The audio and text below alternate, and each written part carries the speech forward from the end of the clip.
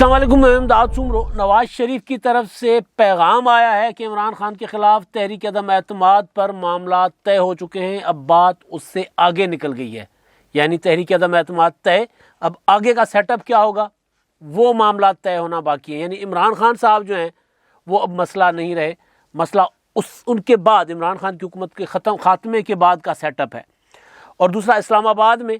तहरीक अदम एतमाद के लिए ना सिर्फ वकालत उसकी बल्कि उसके लिए कोशिशें और काविशें तेज़ कर दी गई हैं, और वो भी मौलाना फजलुर रहमान साहब की तरफ से। मौलाना फजलुर रहमान साहब ने राब्ते तेज़ कर दिए हैं तहरीक अदम एतमाद के लिए। अभी फ़ैसला करना PDM ने है, लेकिन मौलाना साहब जो हैं वो जुड़ गए हुए हैं तहरीक अदम एतमाद के मामले पर। एक तो उसके लिए लॉबिंग कर रहे हैं, उसके लिए कोई भी ऐसा बंदा जो कल को उठकर सवाल करे कि मौलाना साहब आप तो तहरीक अदम एतमाद के ख़िलाफ़ थे, तो उनके साथ बैठकर उनको तहरीक अदम एतमाद के हक़ में दलाइल दे रहे हैं मौलाना फजलुर रहमान साहब। बिलावल भुट्टो ज़रदारी और आसिफ ज़रदारी इस्लामाबाद में बैठ गए। वो इस बार अपनी जो हफ्तावार एक होता है ना, अपने कराची या लाड़काना में जाकर, नवाबशाह में जाकर जो वक्त गुजारते हैं, आमतौर पर जो ये लोग होते हैं MNAs MPAs, वो अपने 3 दिन जुम्मा हफ्ता इतवार ये अपने हलके में गुजारते हैं। बाकी अगर इजलास चल रहा होता है, कुछ हो रहा होता है, तो फिर या फिर पार्टी मीटिंग्स जो भी इस्लामाबाद या लाहौर या कराची में नहीं होते। तो बिलावल भुट्टो ज़रदारी और आसिफ ज़रदारी इस बार इस्लामाबाद में जम कर बैठ गए हैं। इस्लामाबाद में ठंड भी वावा है, बहुत सारी सर्दी है, लेकिन आसिफ ज़रदारी भी वहीं पर हैं, बिलावल भुट्टो ज़रदारी साहब भी वहीं पर हैं। और बिलावल भुट्टो तो अब अगले कुछ दिनों में यहाँ पर एक बड़ा जलसा भी करने जा रहे हैं। पंजाब में एक बड़ी शमूलियत हुई है, तो वो जलसा उनका होने जा रहा है। लेकिन असल मुद्दा जो है वो इस्लामाबाद में बेसिकली ये सारी बात गुजारिश करने का मतलब कि इस्लामाबाद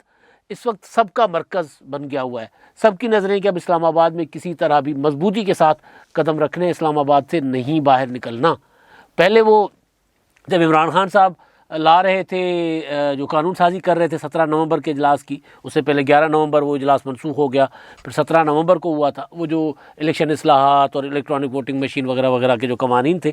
तो उसके बाद से उस वक्त भी पीपल्स पार्टी ने, मुस्लिम लीग नून ने अपनी, और इवन इमरान खान साहब ने अपने पूरे की जो उनके थे पार्लियामेंटेरियंस थे,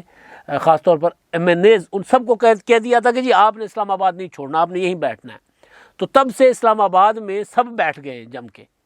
अब जब खबर आती है कि जी इमरान खान साहब के ख़िलाफ़ तहरीक अदम एतमाद के लिए माहौल तैयार हो रहा है, या फिर मिनी बजट का मामला आता है, तो फिर सारे अपने अपने जो वो मोर्चे बनाकर बैठ जाते हैं। तो मौलाना फजलुर रहमान साहब मोर्चे बनाकर इस्लामाबाद में बैठे हुए, आसिफ ज़रदारी साहब मोर्चे बनाकर इस्लामाबाद में बैठे हुए, मौलाना साहब ज़रा मानसरा वगैरह चले गए थे, उन्होंने वहाँ पर भी किया, लेकिन फोकस पूरा का पूरा अब तहरीक अदम एतमाद की तरफ है। और दूसरा, सड़कों पर, बल्कि सड़कों पर अब मैं पहले जाता हूँ। इस फैसलाबाद में एक बड़ा महंगाई के ख़िलाफ़ मार्च हुआ है, जुलूस हुआ है, और वो है अपना मुस्लिम लीग नून का। आबिद शेर अली साहब के वालिद साहब हैं चौधरी शेर अली साहब, बड़े तगड़े वहाँ पे, राना सनाउल्लाह साहब का और उनकी लड़ाई हमेशा चलती रहती है, और वो मशहूर है चाचा शेरू के नाम से। तो वो जो उन्होंने रैली निकाली, और रैली के बाद जब जलसे में खड़े हुए थे तो लाड़े की तरह, लाड़ा यानी दूल्हे की तरह सजे हुए, उन्होंने पग पहनी हुई और वो चमकीले किस्म के कपड़े, और वो बहरहाल बड़ा मतलब एक होता है ना पूरा टशन के साथ। तो वो नारे लग रहे थे, चाचा शेरू डंडा फेरू, चाचा शेरू डंडा फेरू। तो नारे सुनकर चाचा शेरू ने क्या, और किना डंडा फेरा, फेर ते लिया डंडा। तो वो बेसिकली डंडा फेरू वाला मामला चल रहा है इस वक्त पूरे मुल्क में, कि हुकूमत को गिराना किस तरह है, तहरीक अदम एतमाद से गिराना है, जलसों से गिराना है, महंगाई हुकूमत को गिराए, इत्तेहादियों को तोड़कर हुकूमत को गिराया जाए, इस सारी चीज़ों पर चल रहे हैं मामलात। और लंदन में बैठे हुए नवाज शरीफ साहब, तो उनसे मुलाकात करके आए हैं सुहेल वड़ायत साहब। सुहेल वड़ायत साहब बहुत ज़ीरक सहाफ़ी हैं, और वो मुलाकातें करने के बाद फिर ख्वाब की शक्ल में, किसी को फ़ोन की शक्ल में, किसी के उधर से यानी जो फौत हो चुका हुआ वहाँ से लिखे गए ख़त की शक्ल में वो फिर चीज़ें निकालते हैं। उन्होंने, मुझे याद है जब नवाज शरीफ साहब ने 16 अक्टूबर को गुजरांवाला में जो जलसा हुआ था PDM का, जिसमें नवाज शरीफ साहब ने नाम ले लिए थे सबके, तो उसके बाद शहबाज शरीफ और नवाज शरीफ साहब के आपस में जो गपशप हुई, या फिर शहबाज शरीफ साहब ने जो गिले शिकवे किए मियां नवाज शरीफ साहब के लिए कि यार मैंने मामला इस्टेब्लिशमेंट के साथ तय कर लिए थे, भाई साहब ने 3 बड़ों के नाम लेकर काम ख़राब कर दिया। तो उस पर फिर उन्होंने एक फ़र्ज़ी फ़ोन कॉल लिखी थी शहबाज शरीफ को, कि नवाज शरीफ को फ़ोन, फिर उसमें उन्होंने वो सारी बातें कही थी जो उनको बताई गई थी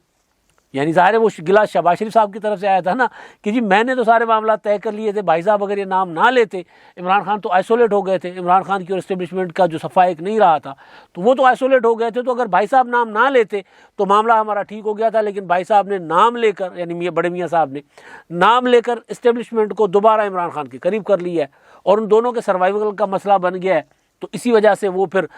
दोनों का मुश्तरका जो मुखालिफ नवाज शरीफ, तो फिर वो दोनों इकट्ठे हो गए और उन्होंने अपने इख्तलाफात भुला कर किया। नवाज शरीफ साहब जिस तरह या पीडीएम जिस तरह उस वक्त बड़े बड़े जलसे कर रही थी कि जिस तरह ये आ रहे हैं, अगर हम इकट्ठे ना रहे तो फिर ज़ाहिर नुकसान होगा। इमरान खान गिरे तो भी उस वक्त इस्टेब्लिशमेंट का नुकसान था, अभी इमरान खान साहब की हुकूमत को 2.5 साल भी नहीं हुए थे। तो बहरहाल तो वो जो उसकी फ़ोन को वो जो उस सारी जो कन्वर्सेशन सोहेल वड़ाइच साहब के साथ ज़ाहिर कहीं हुई होगी, तो उन्होंने फिर उसको एक फ़ोन कॉल के नाम पर एक आर्टिकल लिखा था। तो नवाज शरीफ से जो मुलाकात करके आए हैं उसकी कुछ चीज़ें आहिस्ता आहिस्ता बाहर आ रही हैं, लेकिन वो ज़ाहिर है कोई ऐसा ख़त लिख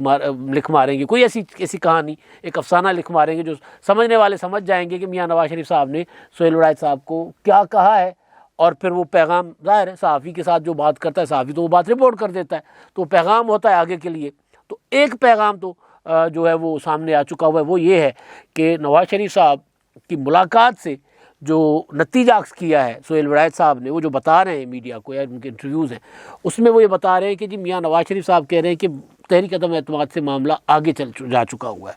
तहरीक अदम एतमाद यानी ये मामला तय है, तहरीक अदम एतमाद वाला मामला तय हो चुका हुआ है, अब आगे का मामला है। तो आगे का मामला मैंने पहले भी अपने जो अपना व्लॉग में, जो आज सुबह का पहला व्लॉग था,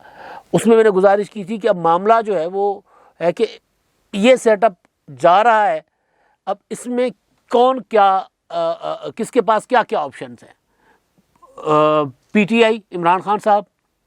क्या दे सकते हैं, पीपल्स पार्टी क्या ऑफ़र कर रही है या पीपल्स पार्टी को क्या ऑफ़र की जा रही है, नवाज़ शरीफ साहब के साथ क्या शराइत है, नवाज़ शरीफ साहब कौन सी गारंटियां दे रहे हैं कि जी मैंने क्या क्या नहीं करना, कि मैंने कोई किसी को इंतकाम का निशाना नहीं बनाना इस्टेब्लिशमेंट की तरफ से, वो सारी चीज़ें मैं गुजारिश कर चुका हुआ। तो मामला अब आगे का है कि ओके जी ये तय है कि जी इमरान खान के ख़िलाफ़ तहरीक अदम एतमाद आ जाएगी, वो हो जाएगी, या इमरान खान नहीं रहेंगे, उससे आगे की बात करें।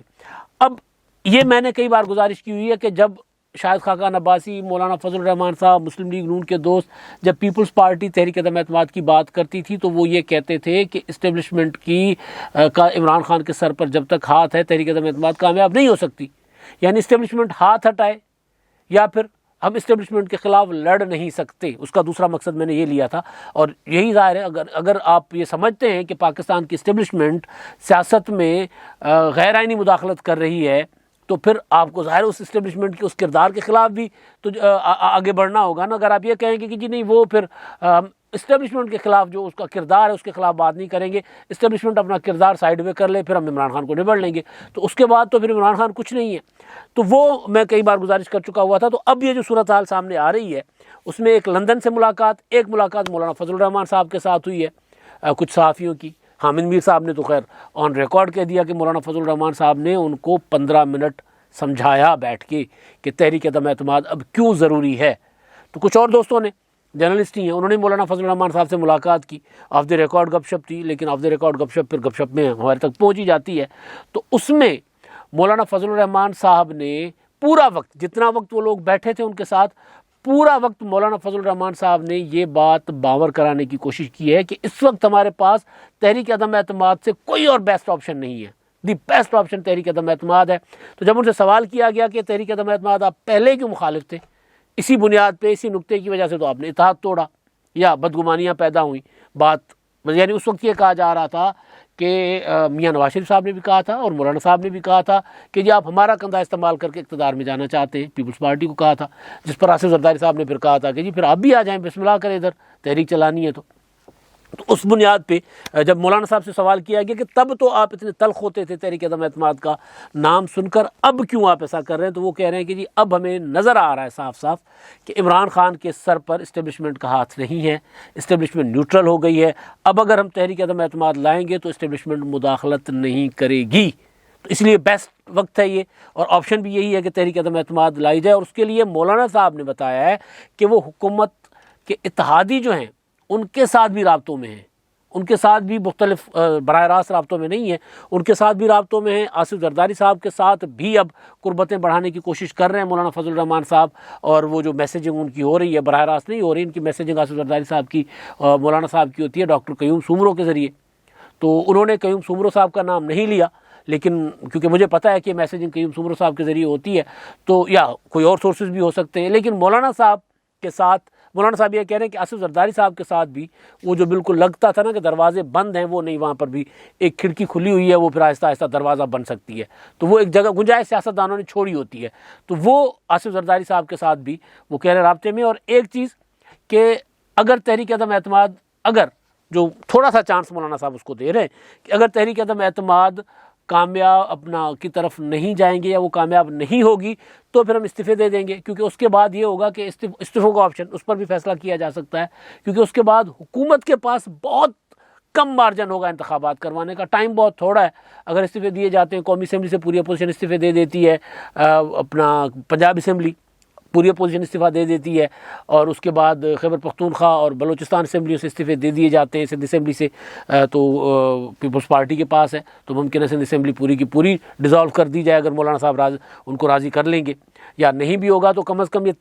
जो कौमी असम्बली और पंजाब, तो इतने हल्के होंगे, वहाँ पर ज़िमनी इंतखाबात करवाना इतने कम टाइम में मौलाना साहब का ख्याल है कि हुकूमत के लिए मुमकिन नहीं होगा। तो एक ऑप्शन हम ये भी रखेंगे 25 का जो इजलास है उसमें। तो ये चीज़ें मौलाना साहब अपना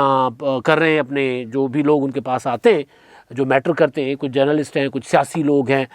कुछ वो होते हैं जो जिससे राया मामवार जो करने वाले लोग होते हैं, जो उठते बैठते लोगों में जो बात करते हैं, उनके साथ बैठकर मौलाना फजल रहमान साहब का इस वक्त जो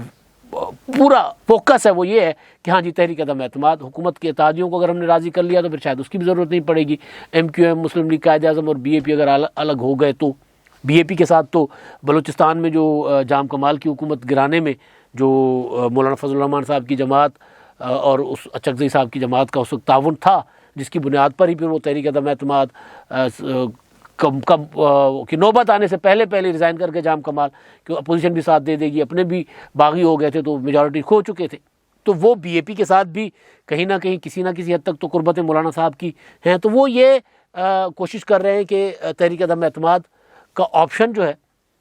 उसको लोगों को बताया जाए कि अब वो क्यों ज़रूरी है, पहले क्यों ज़रूरी नहीं था, या पहले क्यों मुखालिफ थे, अब क्यों उसके हामी है। तो उसके लिए मौलाना फजल रहमान साहब पूरा वक्त उस पर जोर दे रहे हैं। और दूसरी चीज़ ये है कि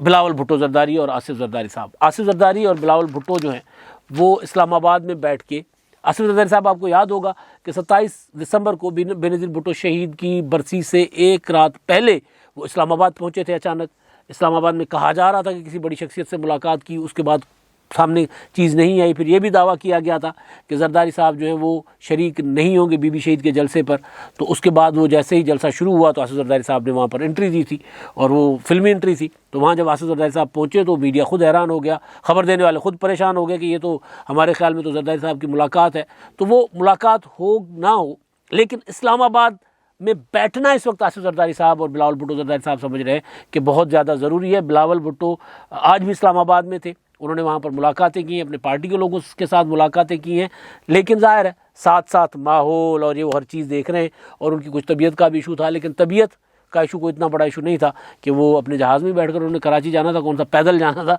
तो लेकिन असल चीज़ ये है कि जो डेवलपमेंट्स हो रही हैं उन डेवलपमेंट्स पर कड़ी नज़र रखना, उसके अंदर शामिल अगर बंदा नहीं भी हो सकता तो कम से कम उससे बाखबर होना वो ज़रूरी है। तो इसलिए एक तो बिलावल भुट्टो जरदारी कोशिश ये कर रहे हैं कि अपनी जमात को मज़ीद मुतहरिक करें, जिसके लिए वो 23 को सरगोदा में जलसा करने जा रहे हैं। 23 जनवरी को पीर अफस्याल जो साहबजादा नईमुद्दीन शामिल हुए थे वो जलसा करवाने जा रहे हैं बिलावल भुट्टो जरदारी साहब का। और उससे पहले 21 जनवरी को उकाड़ा में